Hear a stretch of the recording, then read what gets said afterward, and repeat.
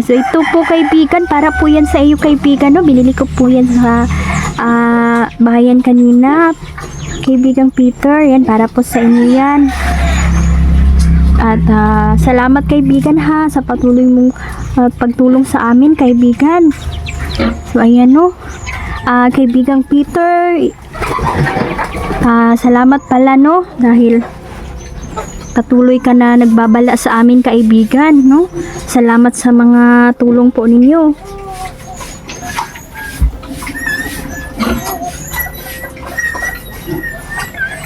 Opo kaibigan. So ayan no, sabi ni Peter, March 28 ngayon at ngayon ang kaarawan ng ating mahal na Pangulo na si Rodrigo Duterte.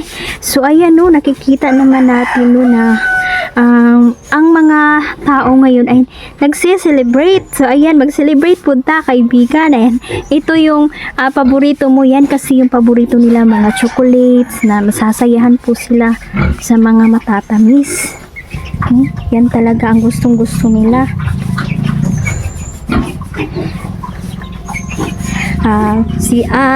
Merong sasabihin ang ating kaibigan na si Peter.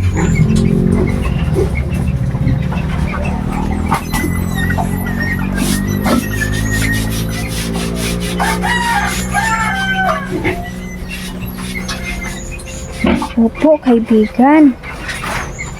No, sabi ni kaibigan Peter, mga kaibigan ko po ay nagpaabot ng masayang pagbati sa ating mahal na presidente no na si Tatay Digong. Yan, kunting tiis na lang daw tayo at makakauwi ka rin sa Davao no. Kahit pansamantala pa yan, at least makakauwi. Yan talaga yung gusto ng ating Pangulong Duterte no na makauwi siya sa kanyang bayan.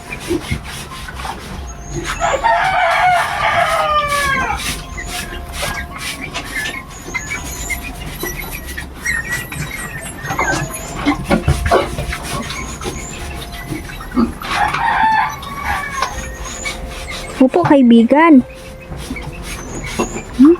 Naalala kung babalikan natin no, naalala ko tuloy yung dinakip si Tatay Digong. Ay, tumulo talaga ang luha ng mga tao.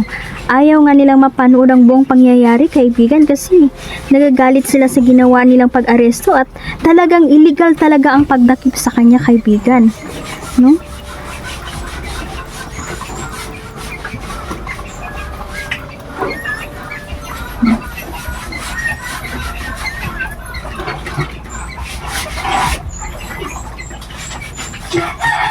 Opo.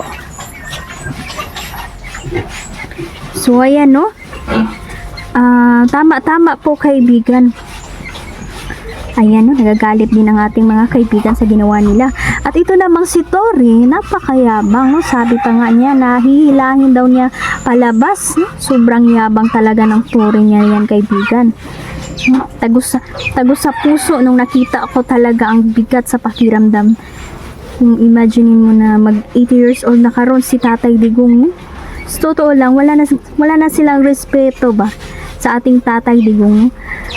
Kung sa bagay dapat nga magpahinga na si Tatay kasi madami na siyang dinaramdam ngayon, lalong-lalo na sa edad niya karon kaibigan.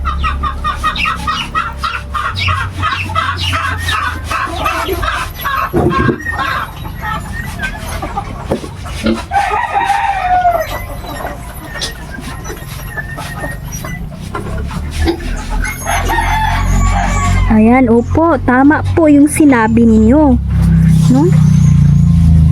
Opo, kaibigan, no, sabi ni Peter, no, nanggigigil na talaga ang ating mga kaibigan sa taong ito, no, sobrang yabang na Tori na yan.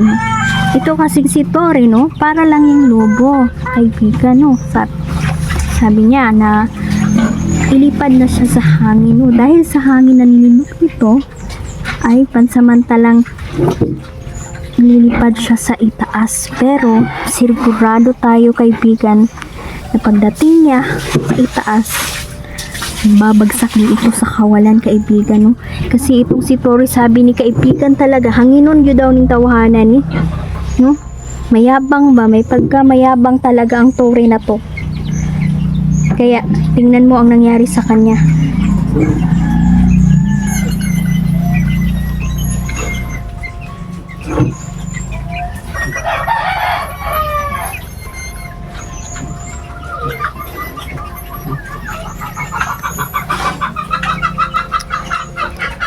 Opo, kaibigan.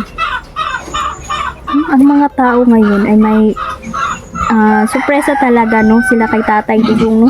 Ang mga supporters ay naghahanda din sila ngayon, kaibigan, sa karawan ng ating mahal na Pangulo na si Rodrigo Duterte, no.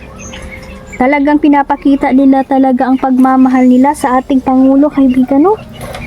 Nakakatuwa naman dahil may nagpalitsyon pa yung iba, no.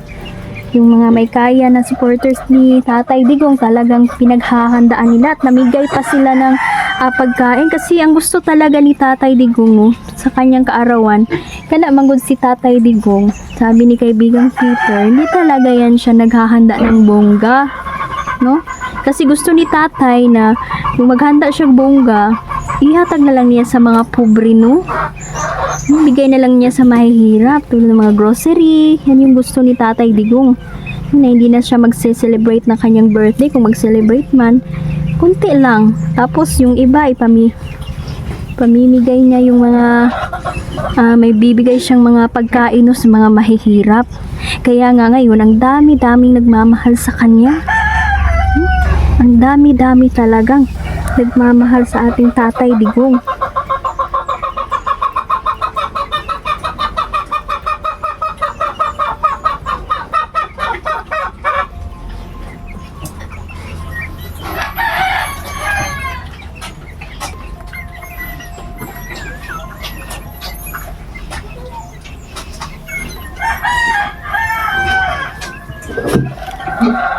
Yan, no, opo, kaibigan.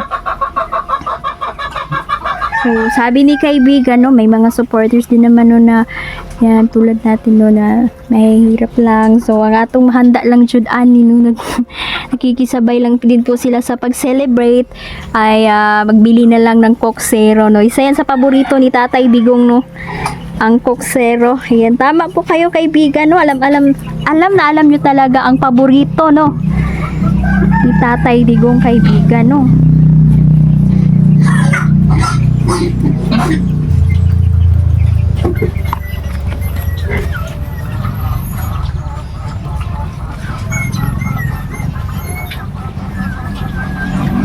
So, ayan, opo. Kaibigan, palagay niyo po ba, no, kumusta na kaya si Tatay Digong ngayon? Lalong-lalo na nga ngayon, yung araw ng kanyang kaarawan. Basahin mo po ang isip niya ngayon, kaibigan, puso niya, no? Masaya po ba siya ngayon, kaibigan, sa araw ng kanyang kaarawan?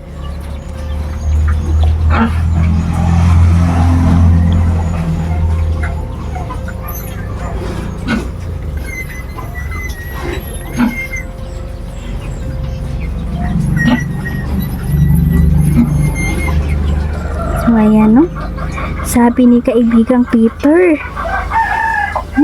na yan, masaya po ang ating mahal na Pangulo ngayon, sabi ni kaibigan Peter. At naiyak siya, lalong-lalo na nung sinabi ni Bibi Sara sa kanya nung dinalaw siya doon. Ang suporta ng mga tao sa kanya, grabe, naghihintay sa kanyang pagbabalik ang mga tao. At pag nung sinabi daw ni Bibi Sara sa kanya, no, tumulo daw ang luha ng ating Pangulo dahil sa tuwa at saya.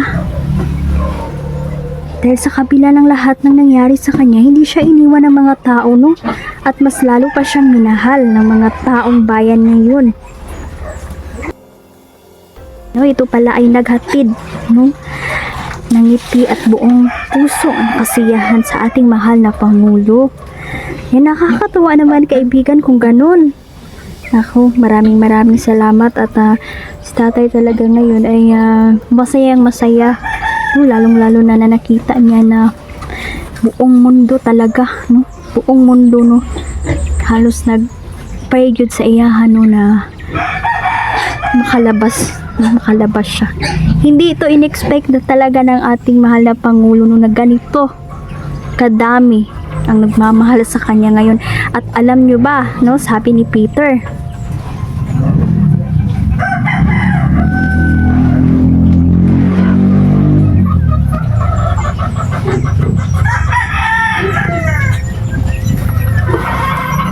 yan na, no, sabi sabi ni Peter, nakabado na daw sa eleksyon, no? Sa darating na eleksyon ang mga kalaban ngayon. Dahil ang mga tao ay babawi ngayong eleksyon. Kaya kunting tiis na lang, no? Ilan na lang ang paabuto, no? Isang buwan na lang, no? Mag-e-eleksyon na. Tama po, kaibigan. Kaibigan, ngayong eleksyon pala, kaibigan, humihingi po ako sa inyo ng tulong, no? Tulungan niyo po na mabantayan po at walang daya ang maghaganap, kaibigan. Tulungan niyo po, no? Kaibigan, no? Kung sino man ang mananalo, no? Yun yung mananalo talaga. Talagang walang dayaan ba, kaibigan, no? Ayan, no? Sabi ni kaibigan Peter na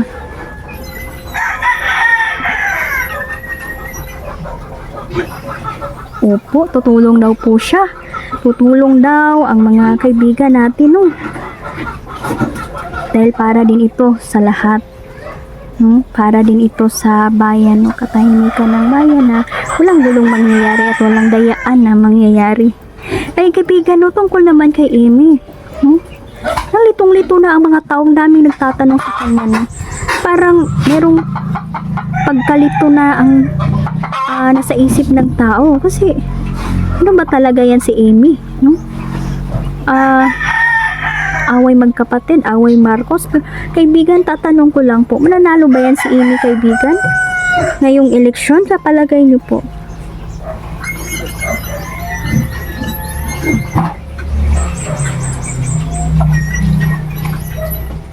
Sabi ni kaibigan, ang mga tao ngayon nagising na, no? Kahit halos isumpa na, no? Ang mga Marcos. So wala siyang maaasahang boto, no? Hindi siya nakakuha pala ng simpatiya, no, sa mga supporters ni Pangulong Duterte, no? Tagili daw iyan at ilan ang buboto sa kanya pero hindi pa rin makuha ang tiwala ng taong bayan kay Amy. Yan, maniniwala lang siguro ang tao, no, na kapag siya ang una, no, maghain siya ng siya una ang nagsabi, no, maghain siya ng impeachment, no, para sa kapatid niya, no. Yan naman talaga ang sigaw ng tao at yan din ang hinihintay ng tao, di ba, kaibigan, no, na gumawa siya ng pinaka powerful na hakbang para makumbinsin niya ang tao. Ayan. So, salamat, kaibigan. Ayun, kaibigan Peter, kumain ka na po. Upo para po yan sa'yo, kaibigan. So, ayan, no, nagpapasalamat pala natin, kaibigan, no, sa mga nagbigay, no, Ma'am Wendy, no. Ayan. At nagustuhan ito ni Peter, kaya nagpalit ko ito, Toblerone, tsaka, yan, nagustuhan niya. Galing yan sa bayan, no, sa 7-Eleven ko binili kanina, no, maaga ako. Para madalhan ko po ng alay ang aking mga kaibigan. So yan, kaibigan, kumusta naman ngayon ang kaibigan na parang masaya yung puso mo ngayon, kaibigan Peter? Kaibigan, meron ka na bang napupusuan dyan sa kaharian ninyo, kaibigan?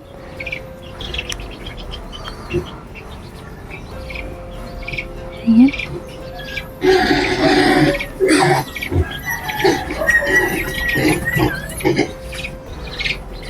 Wow, meron na pa si Peter pala ay umiibig ngayon. Uy, mabuti yan, kaibigan.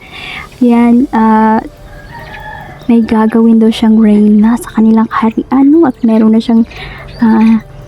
siyang iniibig kasi itong si Peter, single pa ito, no? Wala namang problema, no, kung single sila kasi mabubuhay talaga sila ng matagal, no?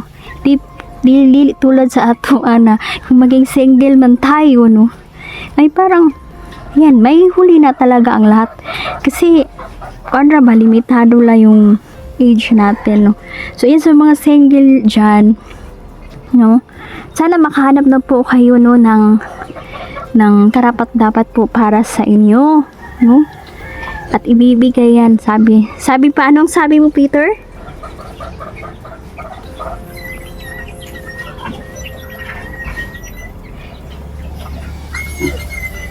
Opo.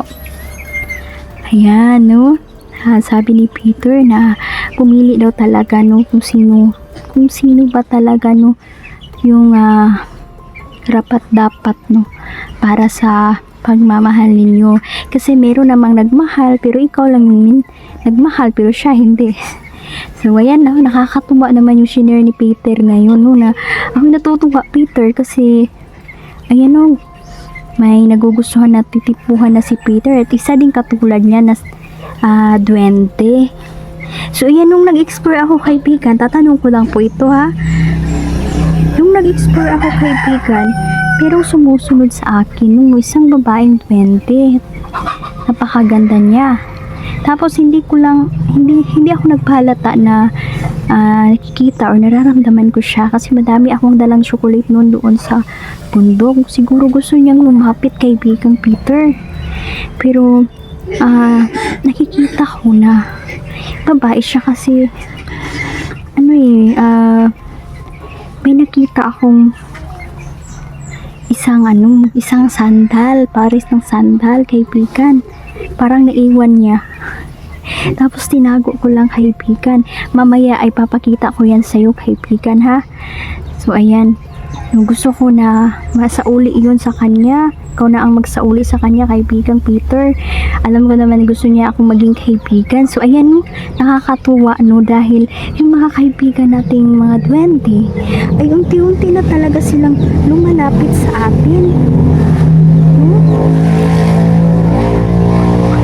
So, yan talaga ang sign, no? Na-other sign na ang mga katulad nila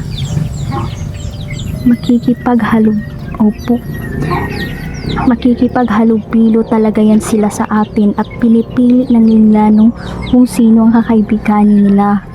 Kaya hindi posible po, lalong-lalo na may mabuti kayong puso, magpapakilala yan sila sa inyo at dadalaw sila sa inyong tahanan. Ayan, sabi ni Peter, gustong-gusto din daw nilang makipagkaibigan sa inyo. Ayan, no, nakakatuwa naman. Sige po, kaibigang Peter, no, salamat pala.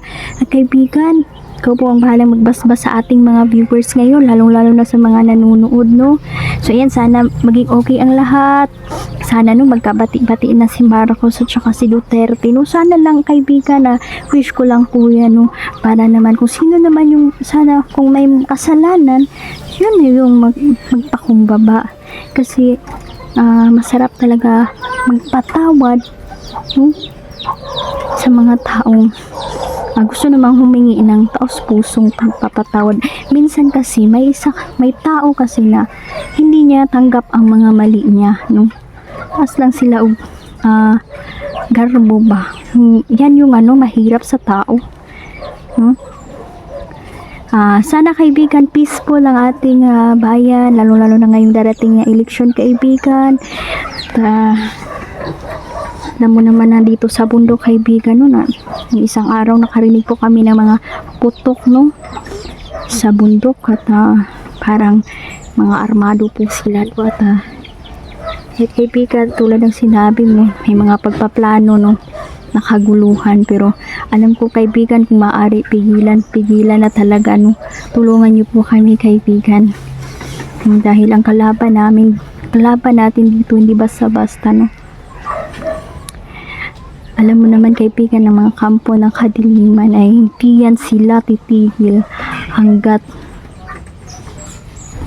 walang mamamatay, dahil mahilig sila sa mga madugong pamamaraan. So, ayan, hanggang dito na lang muna, no. Kami po ay magpapaalam muna ni Peter. And sige na po, kaibigan, kainin nyo po ito. Kaibigang Peter, maraming salamat. Paalam po, kaibigan. Mamaya i-update ko po kayo, no. Yan.